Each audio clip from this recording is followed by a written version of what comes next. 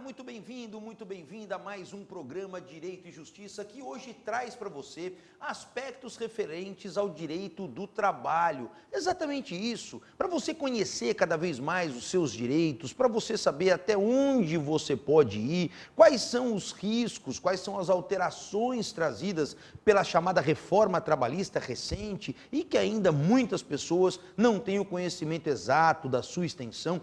Tudo isso e muito mais é o que nós vamos abordar hoje no nosso programa Direito e Justiça. E para trazer esses esclarecimentos, hoje nós recebemos aqui o doutor Rafael Camargo Felizbino, que é advogado, ele é professor na área de Direito do Trabalho e Processo do Trabalho, é pesquisador do tema pela Universidade de São Paulo, portanto, uma pessoa extremamente capacitada para poder esclarecer a nós todos os aspectos e todas as dúvidas referentes ao tema. E eu já então quero saudá-lo, muito obrigado pela presença, doutor Rafael, um prazer recebê-lo aqui e tenho certeza que os nossos telespectadores, muito conhecimento vão receber hoje vindo da sua parte, é um grande prazer e uma alegria recebê-lo.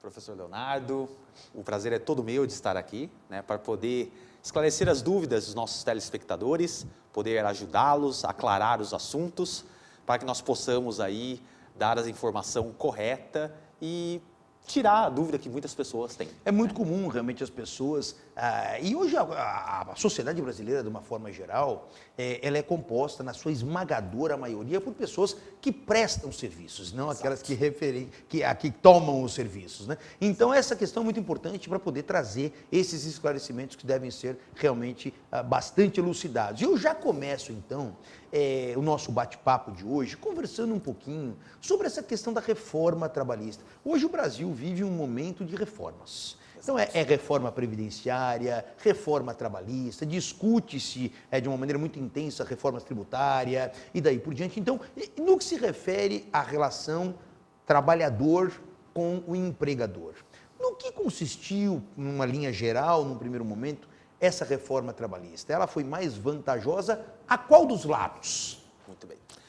O objetivo principal da reforma foi tornar a relação de trabalho menos pesada, menos onerosa ao empregador, sem, no entanto, retirar direitos trabalhistas dos trabalhadores. Ao menos a ideia inicial foi essa, né?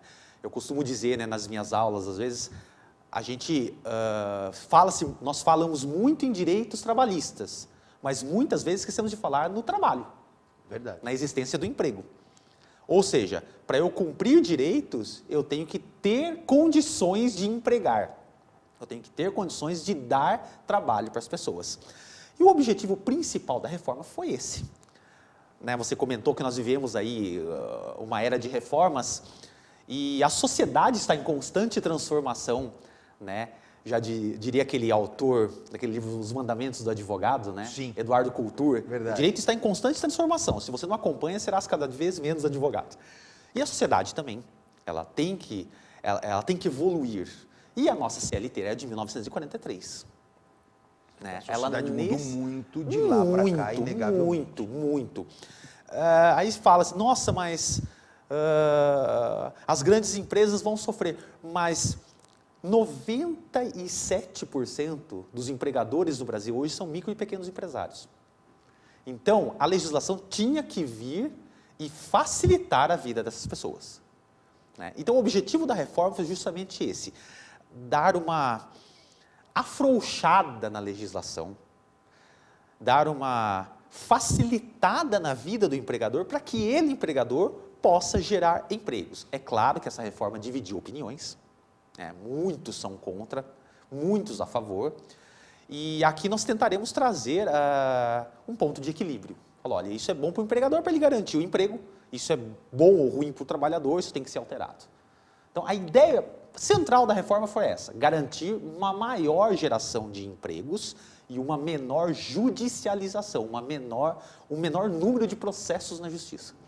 E quando nós falamos dessa questão da desoneração do empregador, isso implica diretamente em quê? Numa redução, por exemplo, de encargos que ele tem sobre o funcionário? Porque esse é um grande problema do Brasil, Quando nós contratamos alguém, se for computar o quanto o empregador vai gastar com aquele funcionário é talvez mais do que o dobro do que o salário de fato registrado em carteira, somando todas as verbas e daí por diante que pesam em cima do empregador. Então, quando se diz essa desoneração ao empregador, significa diretamente uma redução de encargos a ele, e essa redução de encargos alcança ou frustra alguns direitos antigos do trabalhador, ou não? É um outro mecanismo que o Estado criou para desonerar o trabalhador? Veja, na verdade, não se trata especificamente de uma redução de encargos, tá?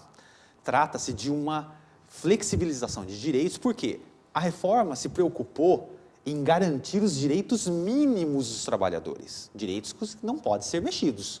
Tá? Quais são esses direitos? Aqueles que estão lá no artigo 7º da Constituição Federal: salário mínimo, direito a férias, 13º salário, fundo de garantia e tempo de serviço.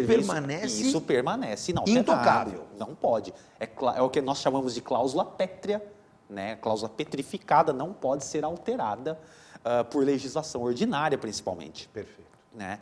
Mas o objetivo,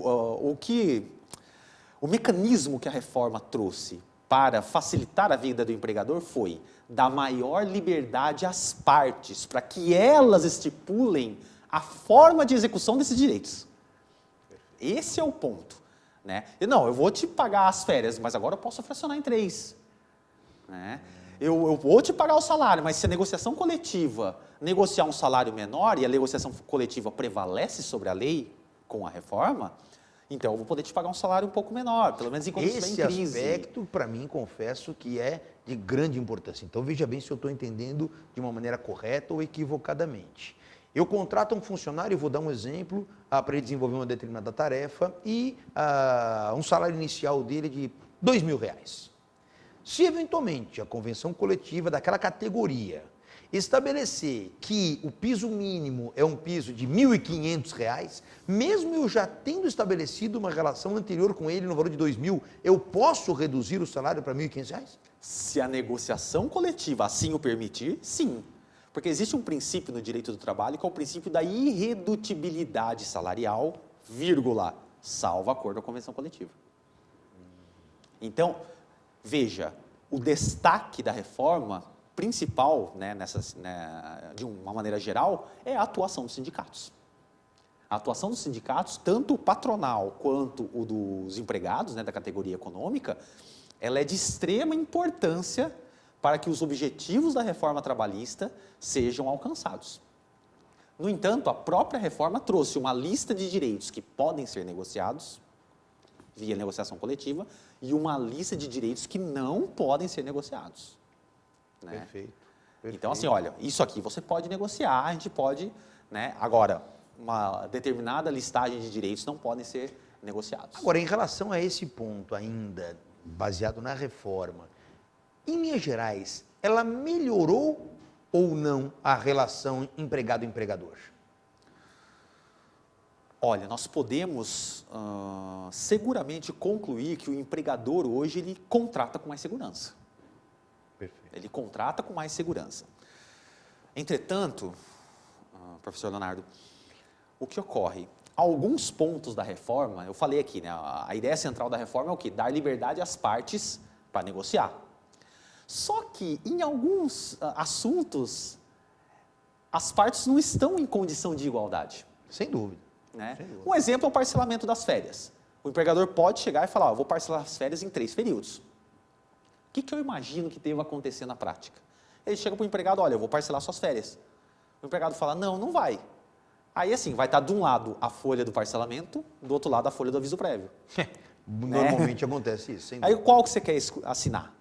Então, principalmente, os trabalhadores, né, que trabalham nas linhas de produções, aqueles que possuem uma escolaridade um pouco menor, eles ainda estão sujeitos ao poderio econômico do empregador. Até porque, muitas vezes, precisam daquilo para manter literalmente a sua subsistência. Com não tem como certeza. criar um confronto, porque sabe também que saindo dali, não se tem a menor perspectiva de quando vai poder encontrar uma nova situação de trabalho. Né? Exato, exato. E aí os que criticam essa posição, eles falam assim, não, mas a reforma trouxe também a figura do hipersuficiente, né, que é aquele que ganha mais de 2 vezes o teto da Previdência Social e possui curso superior.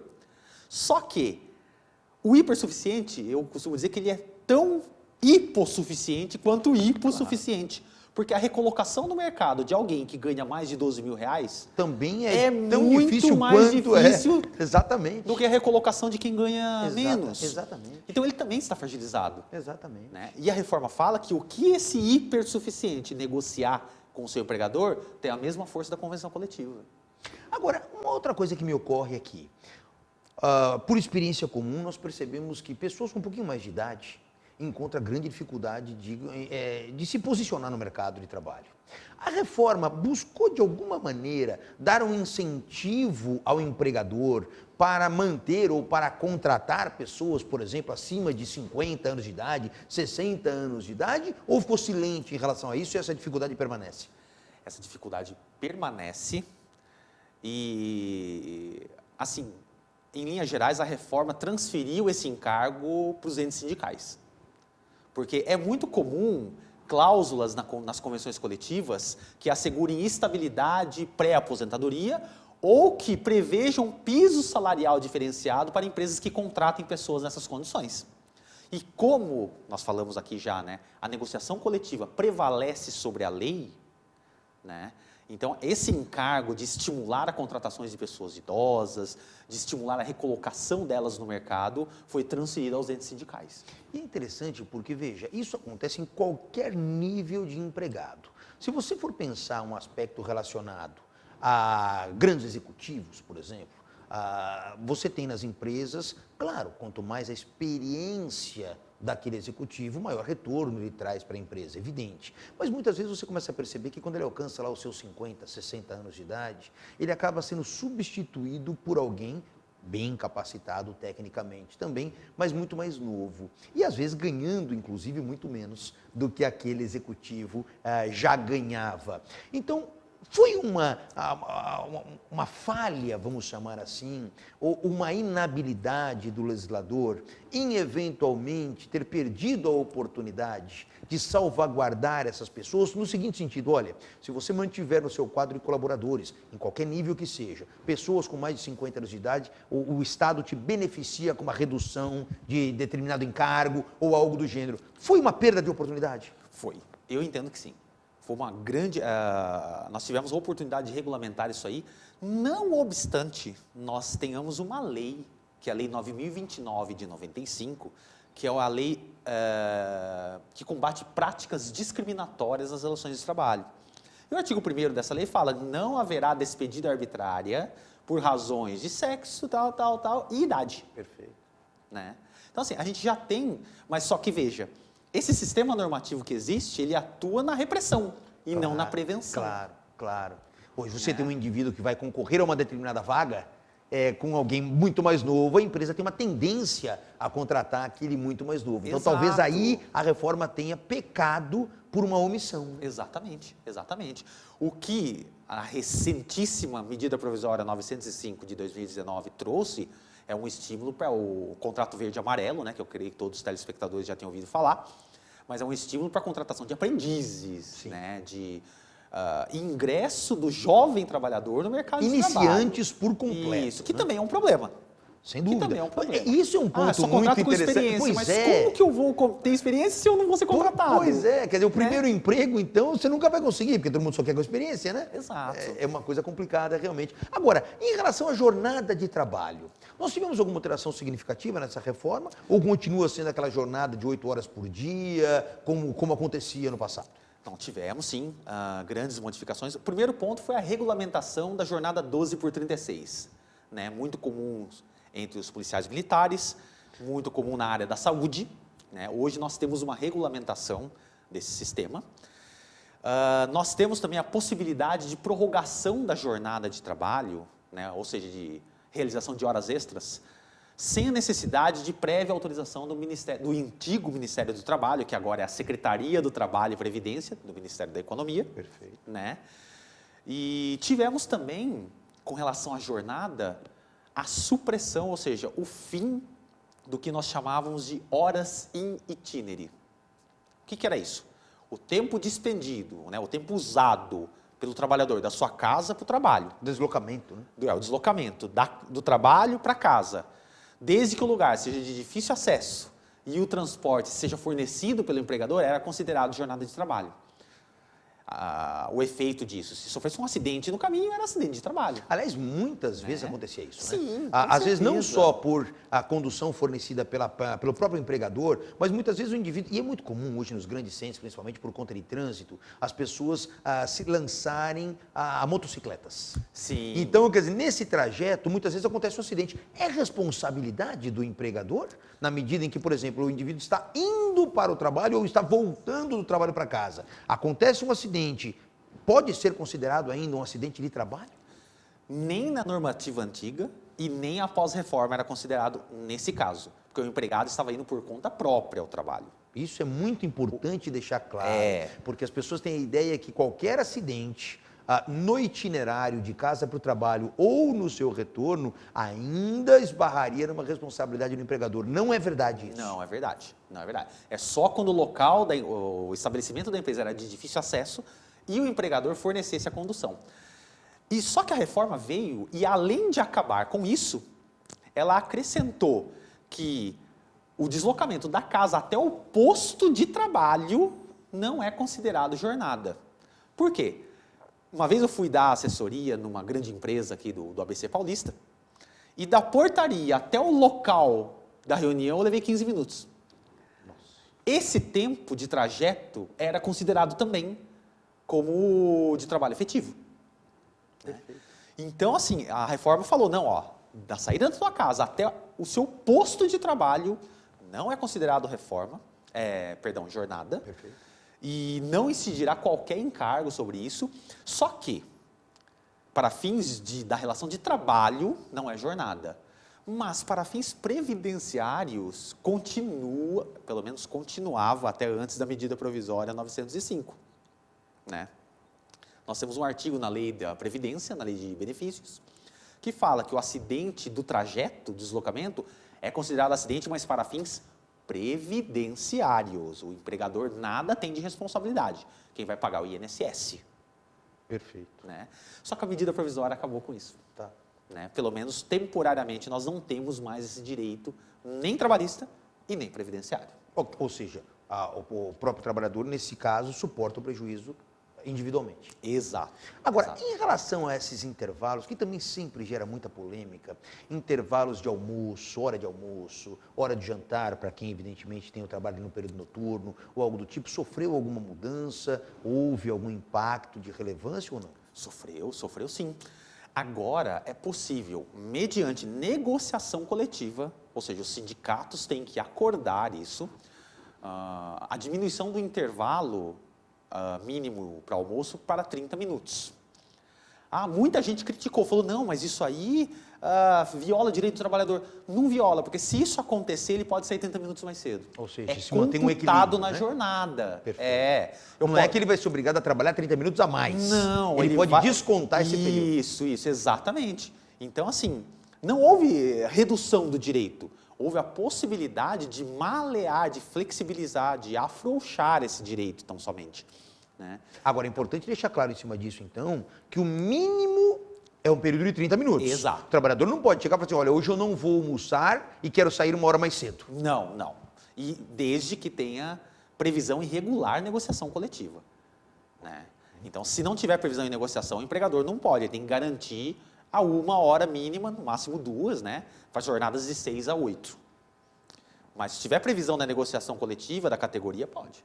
E como ficou na reforma essa questão das trabalhadoras gestantes, né? Das trabalhadoras gestantes ou lactantes? Sim. Sofreu também alguma alteração? E aproveitando esse assunto também, já vamos aqui estender um pouquinho mais num aspecto que me ocorre agora.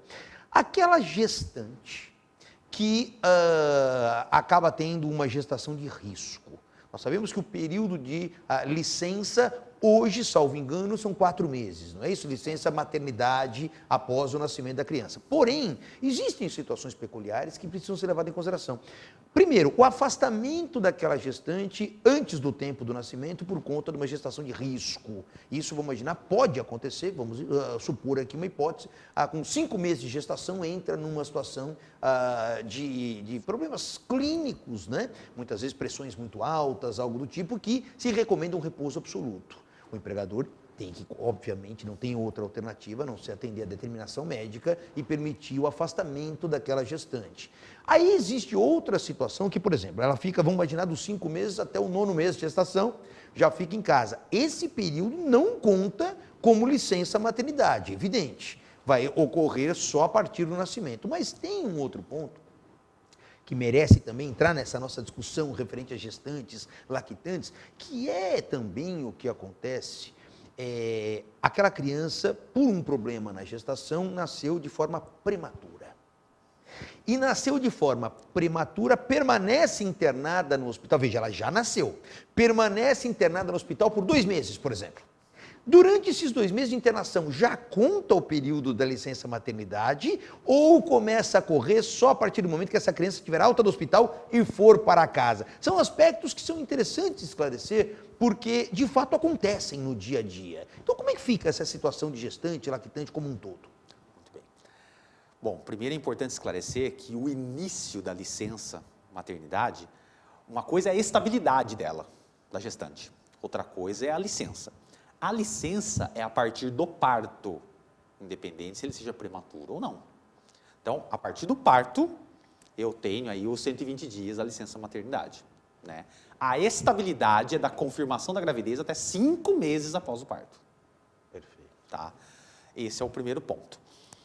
O segundo ponto, o período em que a gestante necessite de tratamento médico antes do parto, por óbvio, não é considerado licença. E não pode ter nenhum desconto, nada disso. Não, é falta né? justificada. Perfeito. E se for por mais de 15 dias, a partir do 16º dia, é auxílio-doença pelo INSS.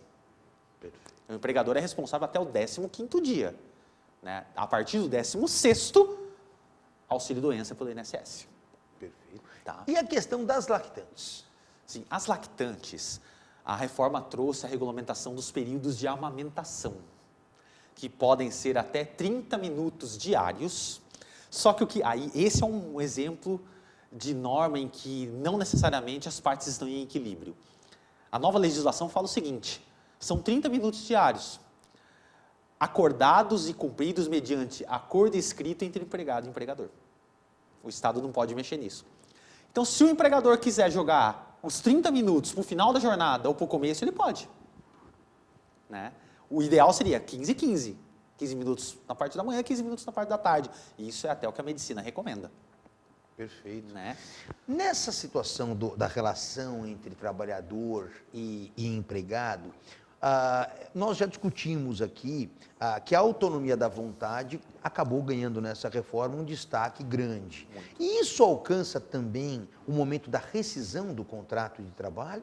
Ou pode haver eventualmente um acordo em que o funcionário abre mão de receber determinados valores, algo do gênero, mediante um acordo, ou até mesmo que não abra mão de receber, mas a lei estipula prazo em que devem ser pagas as verbas todas referentes à rescisão. Pode haver um consenso, olha, eu não vou pagar em 10 dias da rescisão, eu vou pagar daqui a 30 dias, isso é válido? Muito bem. Esse é um ponto importante que a reforma também trouxe muita novidade. Primeira coisa, antes da reforma, o empregado com mais de 1 ano, ele necessitava da homologação do seu sindicato para a rescisão. Essa necessidade caiu, não tem mais obrigação da participação do sindicato, primeiro ponto. Segundo, esse prazo de 10 dias não pode ser negociado. Tá? Por quê? Nós estamos tratando aqui de verbas alimentares. E ainda mais esse momento delicado da rescisão, que o empregado, né, está aí à míngua de qualquer subsistência, ele precisa receber as verbas. Então, isso não pode ser alterado. E o terceiro ponto é a questão da novidade, da demissão por acordo. A rescisão por acordo, está lá no 484A da CLT. O que é isso? Eu sei que, né, a gente ouve falar que muitas empresas e muitos empregados fazem, mas esse acordo que era feito antes da reforma é um acordo criminoso. Comete crime empregado, comete crime empregador. Fraude à Previdência. Né? Como que era? Não, olha, eu te mando embora, você me devolve a multa dos 40%, né? E você saca o FGTS e dá entrada no seguro-desemprego. Isso agora está regulamentado. Como funciona? Nessa modalidade, o empregado tem direito a metade do aviso prévio se for indenizado e a metade da multa do FGTS. Ao invés de 40, vai ser 20. Né? Ele saca 80% do FGTS e recebe integralmente as demais verbas, só que não tem seguro-desemprego. Né? Agora é um acordo dentro da lei, é possível ser feito dessa forma. Né? Esse acordo entre empregado e empregador, o empregador, aí, algumas verbas, ele consegue reduzir pela metade. Né? O empregado saca 80% da FGTS, tem 20% da multa, só que não tem seguro-desemprego. Hoje esse acordo é legal, pode ser feito. Então essas foram as novidades. Na questão da atualidade, nós verificamos, e por vários fatores, muitas vezes o empregador hoje, ele não tem e não quer ter, por questões até econômicas, um espaço muito grande onde ele teria que necessariamente fornecer locais de trabalho dentro da sua unidade. Então hoje nós ganhamos assim uma relevância muito grande no tal do home office, que é o trabalho em casa. Olha, você não precisa vir ao local de trabalho todos os dias, você pode trabalhar da sua casa desde que você cumpra a meta que vai ser estabelecida a você. Nessa situação de trabalho em casa, o legislador trabalhista flexibilizou as obrigações do empregador ou ele continua exatamente com as mesmas obrigações? Porque tem um problema, inclusive, de fiscalização. Como é que alguém trabalhando em casa, você vai fiscalizar se realmente ele gastou somente 1 hora no almoço, por exemplo? E como é que fica essa questão em relação ao empregador? Muito bem. A reforma trabalhista chamou isso de teletrabalho. Está lá no artigo 75A a 75E da CLT. O que é o teletrabalho? O empregador é aquele serviço realizado preponderantemente nas dependências, na casa do empregado. Então, veja, não precisa ser exclusivamente, é preponderantemente. Perfeito. Muito bem. Só que esse é um outro ponto também que nos causa alguns pontos, né, revela alguns pontos críticos. Por exemplo, a responsabilidade pelo fornecimento de materiais necessários à realização do trabalho é do empregador, certo? Errado. A reforma trabalhista fala que isso vai ser definido entre acordo escrito entre empregado e empregador. Autonomia da vontade. A autonomia da vontade, mas nós, assim, sempre tentamos crer na boa-fé das pessoas. Mas vai ter muito empregador que vai fazer o quê? Não, a responsabilidade pelo computador, pela mesa, pela cadeira ergonômica é sua. E é o que a lei fala. O que eles estipularem em contrato é o que vai valer. E é interessante porque surge aí situações inúmeras que a gente poderia pontuar aqui, até mesmo com aquelas doenças de movimentos repetitivos. Sim, as Como é que leves. se vai comprovar que de fato decorreu daquele trabalho para beneficiar aquele empregador ou não outro trabalho? Porque fica complicado você, nessa questão do teletrabalho, definir até mesmo a questão da exclusividade. Sim. Como é que eu sei que ele está trabalhando exclusivamente para mim em casa e também não para uma outra pessoa, nem que seja aleatoriamente, esporadicamente? O controle fica muito difícil. Você quer ver um outro problema? O acidente de trabalho. Exato. É de quem a responsabilidade? Exato. E se eu fiz um intervalo, eu vou subir no armário, pegar uma cápsula de café, A eu escada caio da vira cadeira. e acabou. Né? Esse é um outro problema. São aspectos interessantes. E a questão da jornada, Leonardo, ela foi regulamentada no teletrabalho. Existe um artigo na CLT que é muito conhecido dos trabalhadores, inclusive, eles chegam nos nossos escritórios e falam, olha, eu me enquadro no 62 da CLT. É como se fosse direito penal, né? É o 171 do direito penal. Então tem o 62. O que é o 62? São os empregados excluídos do regime de horas extras. Esses empregados previstos nesse artigo não têm direito à hora extra. Por quê? Justamente porque não tem como controlar a jornada. E a reforma trabalhista incluiu o teletrabalhador no rol desses empregados. Quais são hoje? Os trabalhadores externos, os gerentes e o teletrabalhador. Muito bem. Doutor Rafael, nosso programa infelizmente chega ao fim, mas nós, assim, o próprio tema realmente ele fomenta muitas perguntas, foi um bate-papo muito agradável. Fica aqui renovado os convites para a sua participação e eu quero também já dizer a você o seguinte, você que tem interesse em conhecer um pouquinho mais sobre as regras do direito do trabalho, Dr. Rafael Camargo, inclusive, é autor de obras, não é, Dr. Rafael, Sim. em que são esclarecedoras. Uma delas está aqui com a gente e essa aqui eu gostaria até que o senhor apresentasse. Que obra é essa? Muito bem, essa aqui é a nova CLT, né? Nós, assim que saiu, antes da lei da reforma trabalhista ser sancionada, eu e o professor Paulo Halim aqui, né, somos coautores, nós já pegamos e fizemos comentários acerca das alterações. Perfeito. Nós montamos um quadro comparativo, né, como era, como ficou, e tecemos os comentários. Ou De seja, uma forma- extremamente didático. Isso, de uma forma sintetizada, simples e objetiva. Muito bem. Então, você que tem interesse em conhecer um pouquinho mais o trabalho do Dr. Rafael Camargo, está aqui uma grande oportunidade. Dr. Rafael, eu quero agradecer demais a sua presença, os seus esclarecimentos e reitero aqui os convites para uma próxima oportunidade. Eu é que agradeço o convite merecido, né, de estar aqui num programa tão seleto, com Muito obrigado. diversas autoridades e pela maior autoridade de todas. Imagina, né? obrigado. E com certeza, a convite, estarei aqui assim, em outras oportunidades. Será um grande prazer e o nosso programa Direito e Justiça fica por aqui essa semana e nos vemos no próximo. Até lá.